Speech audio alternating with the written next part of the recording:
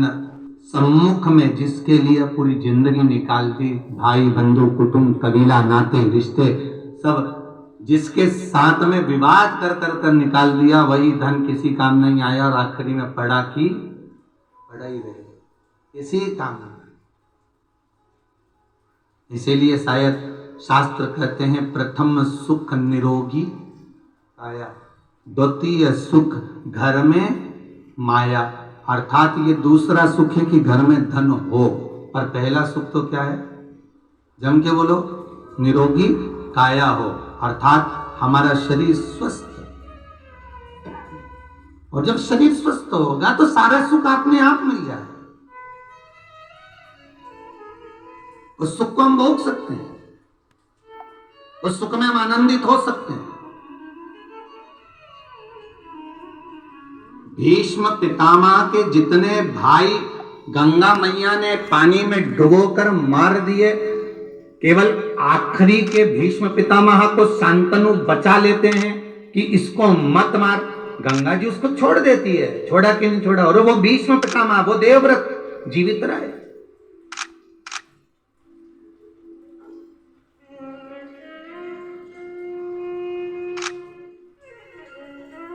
पूछा एक बार गुरु द्रोणाचार्य से भीष्म पितामह ने, एक बात मुझे जरूर बताइए गुरुदेव,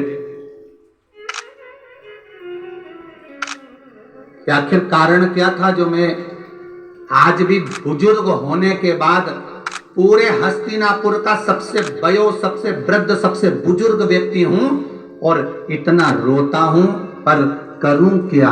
अपने भाग्य को कोसता हूं।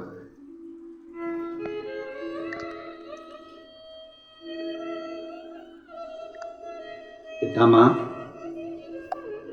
आप ही ने तो भगवान शिव की आराधना करी थी और भगवान शंकर से वर प्राप्त करा, देवताओं से वर प्राप्त करा कि मैं इच्छिक मृत्यु का वर मांगता, कि मैं जब मरूं तो अपनी मर्जी से मरूं, मेरे को लगे कि अब मुझे मरना है तो मेरे सामने मृत्यु आए, मेरे सामने मेरे प्राण छूटते समय तब यमराज मुझे लेने के लिए आए। ये तुमने मांगा है, आखिर क्यों? क्या जन्म था भीष्म पितामह का? पूर्व में थे क्या? ये राजा पृथु हुए, पृथु के अंतर्गत ही वसु हुए महाराज, और इनका नाम था धोवसु। क्या नाम था? धोवसु। ये 4-5 भाई सारे वसु एक देवताओं के तुल्य थे, भ्रमण के लिए निकले थे महाराज, और भ्रमण के लिए निकलते निकलते ये भ्रमण करते करते बड़े आनंद में घूमते घूमते वशिष्ठ बाबा के आश्रम में पहुंच गए। इन दो वसु की धर्म पत्नी ने वशिष्ठ बाबा के यहां पर जो मंथन में 5 गाय निकली थी, उसमें से एक गाय नंदनी का दर्शन कर लिया और कहा कि ये गाय मुझे मिलना चाहिए। धर्म पत्नी ने कहा,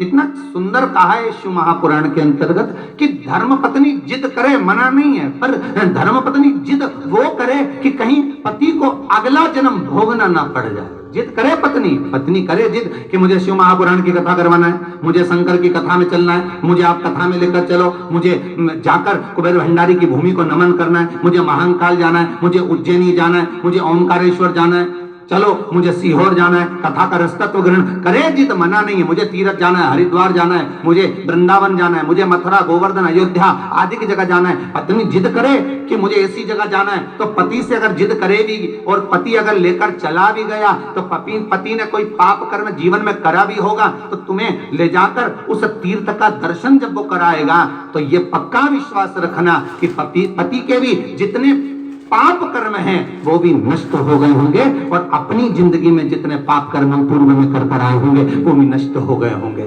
अगर जिद करे पत्नी तो ये करे। कि मुझे शंकर की कथा करवाना है, मुझे शिव महापुराण की कथा करवाना है, मुझे कथा में लेकर चलो, मुझे कथा में जाना है, मुझे ले जाओ।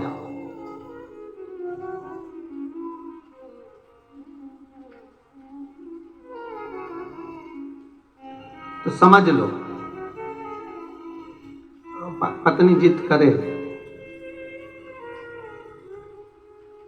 कुछ भी हो 3 तोला का हार चाहिए।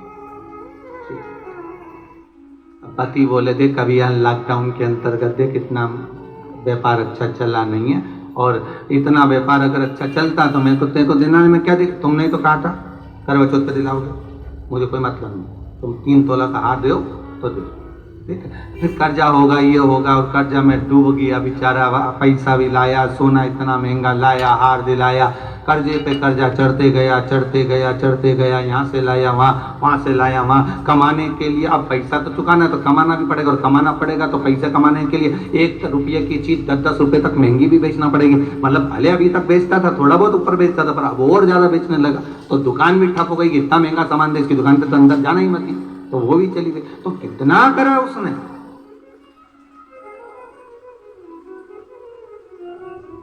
पत्नी अगर जिद करे तो करे सत्संग में जाने की, करे कथा स्मरण में जाने की, कथा में भगवान की भक्ति में डूबने के लिए पति से कह सकती है चलो कथा आ रही है महाराज जी की, जरा खोलो टीवी, चलो जरा रात्रि को आधे घंटे फ्री है, कथा सुन लेते हैं, फिर सोएंगे, 15-20 मिनट तो सुनी तो लो, पति के टाइम नहीं हो, तू कथा सुना दे, अरे सुनो तो सही, 5-10 मिनट सुन लो, बस इतना। एक बार पत्नी कथा की ललक बस पति को लगा दे, फिर पत्नी बस इसके बाद में तो पति अपने आप सुन लेगा। क्यों पारा सर जी, सही है।